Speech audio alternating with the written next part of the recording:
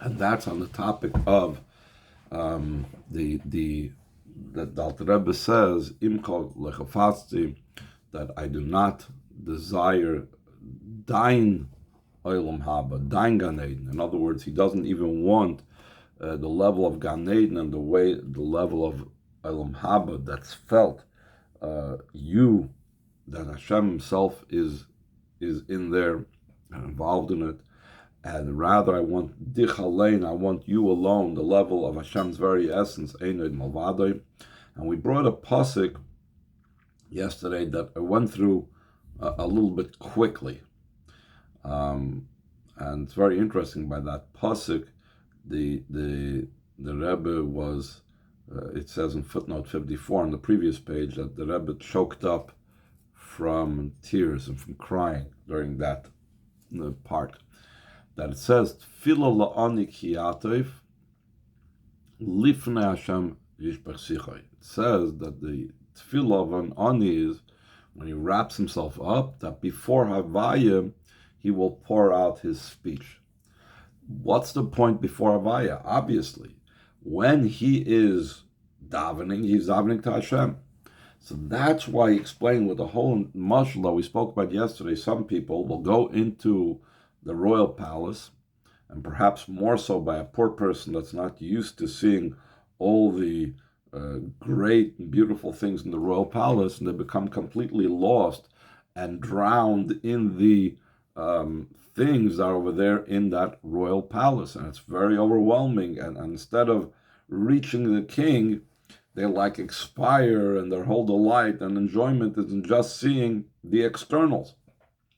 So he davens that lifnei Havaya yishbech sichoi, that he wants to pour out his words before Hashem Himself, before the King Himself, instead of before the externals, like the Alter Rebbe said, not the Gan Eden, not the Olam Haba, not even your Gan Eden, not even your Olam Haba.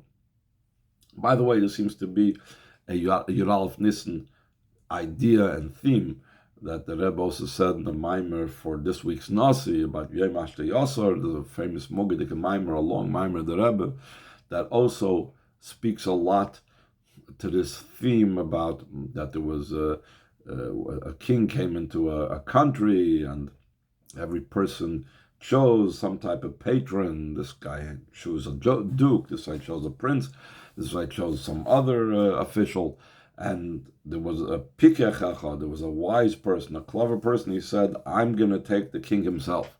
In other words, that's the same thing by the Yidden. They don't settle for externalities. They connect with Hashem Himself. Okay, again, we're going to go to page 9, and we're going to bring this from the Alter Rebbe's Dveikis, that we said every single word that the Alter Rebbe said when he was with Dveikis is exact.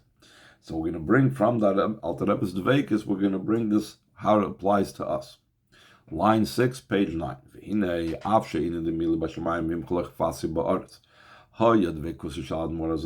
Though this statement of explaining this pasuk, who is to me in the heavens, and with you I do not desire in the earth. In other words, I don't want your Gan Eden, I don't want your Olam Haba, is a level of the Alter Rebbe, and not just the Alter Rebbe, but when he was in a state of dveikus and cleaving to Hashem. So one might think this has no application to me. So still in all, since this is said in a Maimer Chassidus, Tzemach Tzedek gave it over in a Maimer Chassidus, and this became well known throughout the entire world. How they move, and so it's understood that some smidgen of it, some tiny part of it, is applies to the avoid of every single yid. The general idea behind this is when a yid says the first pasuk of Krishma, that we also mentioned earlier, that when he says that, then in potential he's giving up his life for Hashem. He has in mind that this is the whole thing is only Hashem, even if it means giving up his life.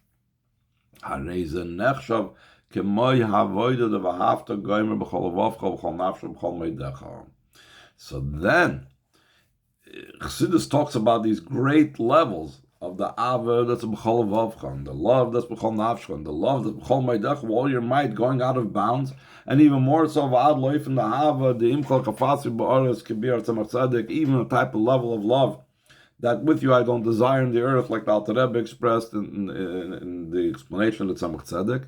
So we look at ourselves as, even love, period, do I have any connection with? For sure, B'chol Vavchan, how much more so B'chol Maidach, and how much more so the Imchol Chafatzti. So the Rebbe says that by saying the first pasuk of Krishma, by saying Shema Yisrael Hashem Elokeinu Hashem Echad, that over there he is being Moiser Nafshi B'Koyach, he is potentially giving up his life for Hashem. So it's considered as if he had this type of love of B'chol Maidecha. It's considered as if he had the love of the Alter Rebbe. It's an amazing concept that the Rebbe says over here for us, and the Rebbe elevates us for this. Okay, Ois Hey, line 17. So we're going back to what we're talking about, that there's different levels in Yetzias Mitzrayim and going out of Mitzrayim. There's the literal going out of Mitzrayim that took place on the 15th of Nisan in the year 2448. Then there's the commemoration of it every single year on Pesach night. And then there's the further commemoration of it that we do it throughout the 7-8 days of Pesach. And then there is the remembrance and reliving it that we're supposed to do every single day. So that's based on what we explained now about what Krishma is about. This is what we're talking about over here every single day, recalling and having the Yetzias Mitzrayim. Ois Hey, line 17. That's the idea of going out of Mitzrayim, that's daily. Ba'avoid the Krishma, and the avoid of Krishma, the koidim Krishma, before he actually recites Krishma, nimtza adayim b'mitzarim v'gvulim d'kedusha. He's still found in the straits, constraints, and boundaries of holiness. We're not talking about Mitzrayim of L'umazah, Mitzrayim of Klippa. We're talking about the Mitzrayim of Klippa as a result of the Mitzrayim in Kedusha, starting from Tzimtzum Rishon. So the person, until he actually reads Krishma, he's in a holy state. He's in the middle of davening. But even in that holy state, he's still under constraints. Even the introduction of the entire davening before Krishma. Koilo gam birchas Krishma. Even before making the brachas, not even before, even after he's already saying the two brachas, Yotzer Oir and Avas Olam, that he says before Krishma. He's still before the matter that we explained before, the Taisha, the Mezritcher Magid, that he's able to make Hashem's will. And how does he make Hashem's will? But when he says B'chol Meidecha, in other words, experiencing the love of B'chol Meidecha, that is the creation of Hashem's will. And he's even before the Ava B'chol Meidecha, Lefneya in the Mesiras Nefesh, I'll call upon him B'koyach B'amir Shema Yisrael V'ayelkeinu V'ayachad, even after reciting Birchas Krishma, but before he actually said Krishma. He's still prior to the potential of Mesiras Nefesh, of self-sacrifice, by reciting the pasuk Shema Yisrael V'ayelkeinu V'ayachad. So because of that, he is still within the confines and boundaries and constraints of Kedusha. He's in Mitzrayim of Kedusha. V'rak b'shas Krishma, only during Krishma. B'frat b'amiras pasuk harishon de Krishma, especially when reciting the first pasuk of Krishma. Shebay tzrich alis kavan. Then the first pasuk of Krishma, there has to be intention. And with this pasuk, one fulfills the obligation of intention of Krishma, like the Chazal say, that the mitzvah of kavana is only the first pasuk. The rest, if you do without kavana, you're yotza anyway. So therefore, by reciting that first pasuk, then he leaves his constraints and his boundaries through offering up his soul to Hashem and to his Torah and to his mitzvahs. And because of that state is the Yetzias Mitzrayim. He's going out of the Mitzrayim prior to Krishma, reciting Shema Yisrael. He's left those Mitzrayim that he had before the Krishma. And through this process of going out of the Mitzarim, so then this affects him throughout the day. So then the entire day he's in such a state that his heart is awake. Like the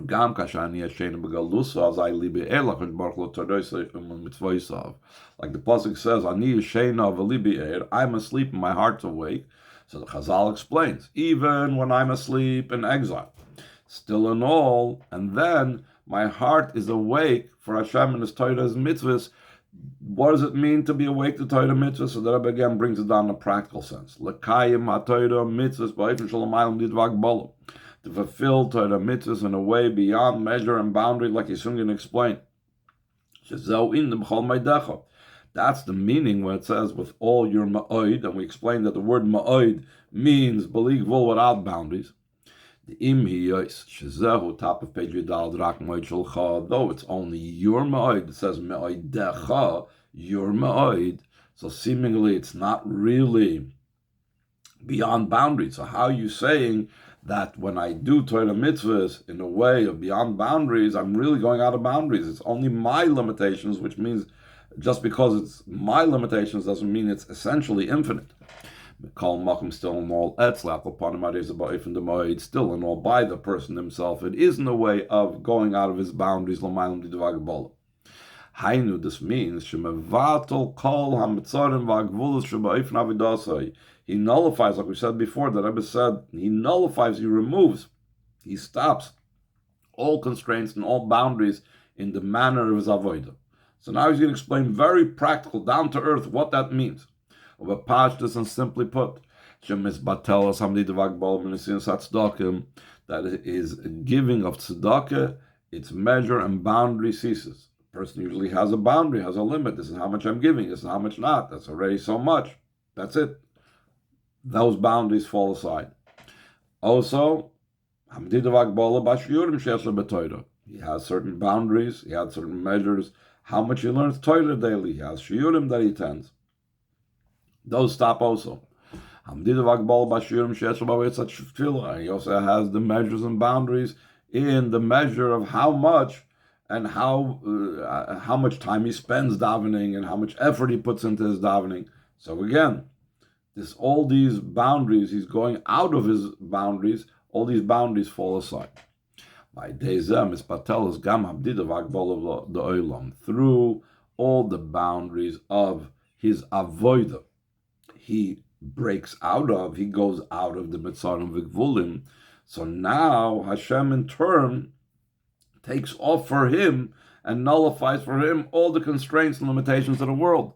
What does that mean practically speaking? That he has more than what he needs even. That Hashem gives him sustenance from his hand, from his full and open and holy and broad hand. Hashem gives it to him beyond a measure and boundary. Like the famous statement of the Alter Rebbe. As the Oibishter geht Yidden Gashmi is that Hashem gives a Jew the physical and material things, and Yidden machen from the Gashmi Ruchnis, and Yidden transform and make from the physical into spiritual. So he continues, Nois Vav, that's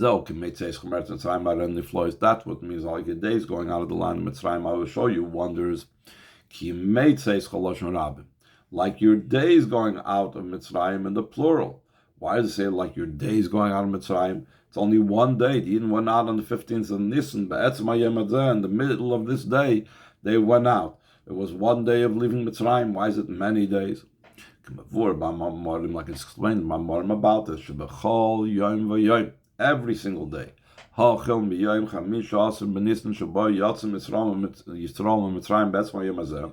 Beginning from the day of the 15th of Nisan in the year 2448, that the Yidden went out of Mitzrayim in this very day.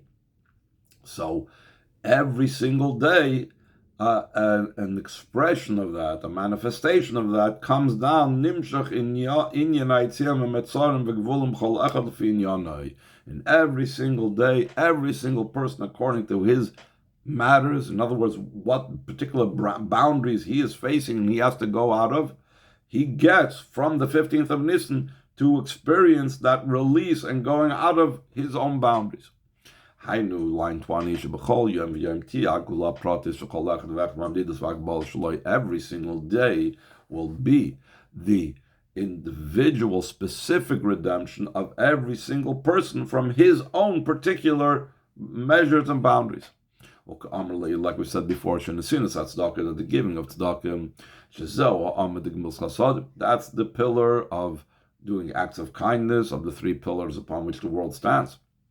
And we know that the idea of tzedakah is shekelel kol mitzvahs, that includes in it all the mitzvahs, like the Rebbe always emphasizes.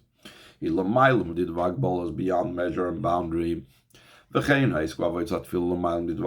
so too is involvement in the avoid of davening is beyond measure and boundary. The Rebbe again gets very practical and very nitty-gritty, very tangible. The Av Sheboy Melov, though people come to him, and they disturb him,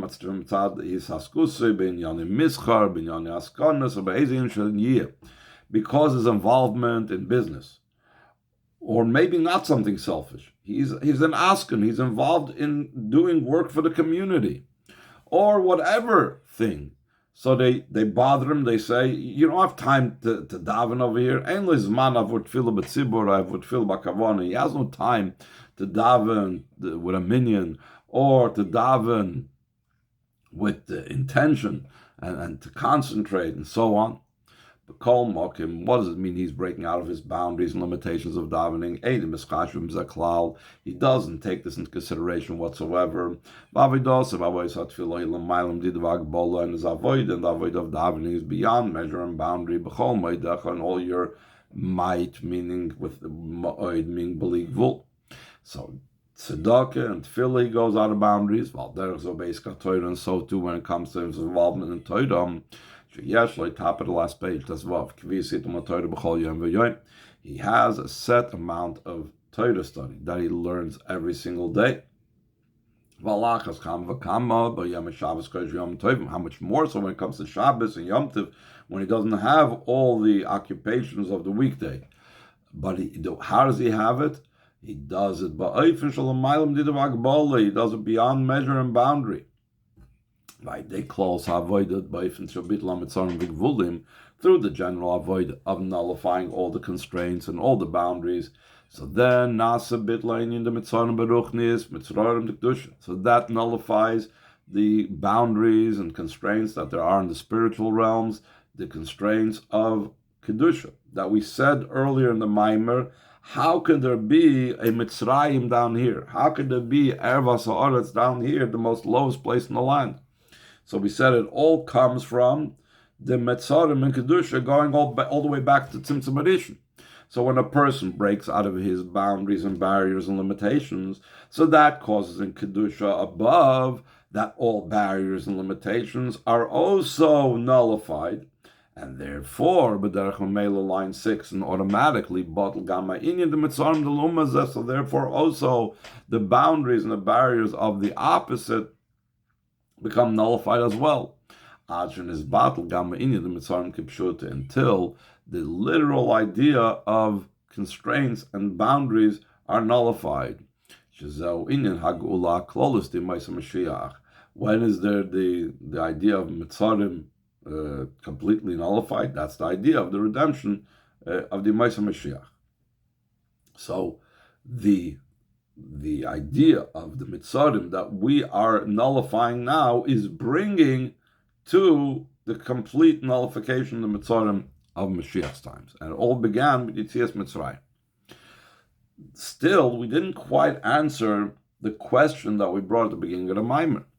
At the beginning of the Maimer, we had a question: what value, what significance will there be when Mashiach comes to the avodah of Yetzias Mitzrayim that we are doing throughout all our times in Golus, in comparison to the powerful and awesome revelations and the awesome miracles that will take place when Mashiach comes? True, it's based on it, like we just now said. It's thanks to it. So, but the mentioning of it means that it has significance and that we still, in some way, connect with it. So he says in line 9, That's the idea that we mention Yetzias Mitzrayim every single day. Gamli Moisa Mashiach, also for the days of Mashiach. That's because the great wonder and power of the avoida of sublimating, subjugating the darkness. That one doesn't have when Mashiach comes. When Mashiach comes, when do we have this whole opportunity of going out of the boundaries and sublimating the clip and so on? Only now. Only the Yetzias Mitzrayim that we are doing every single day.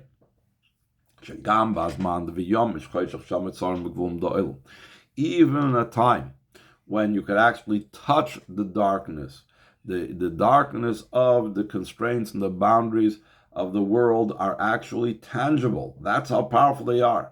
Still, in all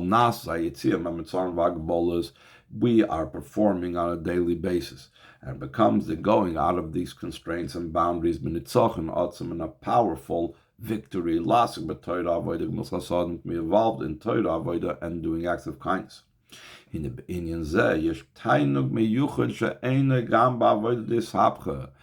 this, there is a unique delight. There's a special delight that Hashem has that He does not have in the avodah of transformation, which is, in the times of Mashiach, the darkness will become transformed. But the overpowering of the darkness is only to be found now in our daily Krishma, in our daily Yetzias Mitzrayim.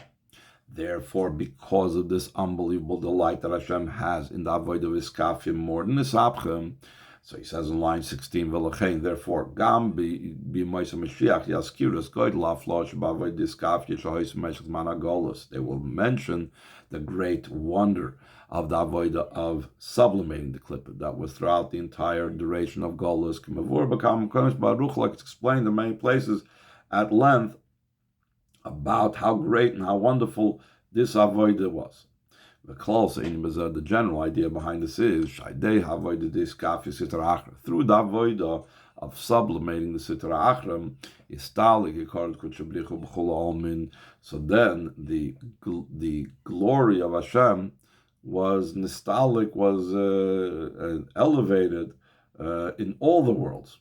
So Chassidus explains that means in all the worlds we have this great and powerful revelation because the avodah of Iskafia, not Ishafka, Iskafia, specifically sublimating the Klippa. Now, if in all the worlds there is that great revelation, how much more so in this physical world? That's in this physical world that the Yidden are involved in Torah study and fulfilling mitzvahs. They're creating the will of Hashem. They are involved in this making of Hashem's will through the avodah of loving you, Hashem, with all your heart and all your soul and all your might. And that brings close the time when He makes an end to the darkness. The dawn should be in speed, the way we understand it, not just Hashem's time. In the true and complete redemption through Mashiach, they will see, and with eyes of flesh, as the fulfillment of the promise, like your days going out of the land of Mitzrayim, I will show you wonders. Just to end with a short story that's connected, that even if he's being bothered with matters having to do with community matters, I heard the story from the person that had heard it, that happened with, but I'm forgetting for sure who it was with, if it was with Rabbi Reichik Shalom. I think that's what happened, that this person told me over the story. He said he was a Bachar America Shlichus in Toronto, and there was Rabbi Reichik Shalom Shmuel David came to whatever he was doing, raising funds for the Rebbe and so on, and in Toronto, and he had some type of Russian driver that would drive him around, and Rabbi Reichik Shmuel David Levi, used to daven long times, but he was, there was this Russian driver waiting for him, and he was trying to communicate to this Bacher. I mean, now he's in a Zayda, but you should tell him, explain to him, we got to go. It's like, time's a wasting. So, but here we see that even when we're involved in the community work, this shouldn't disturb us for doing our inyanim of our shiurim and Torah and tzedakah and davening and so on.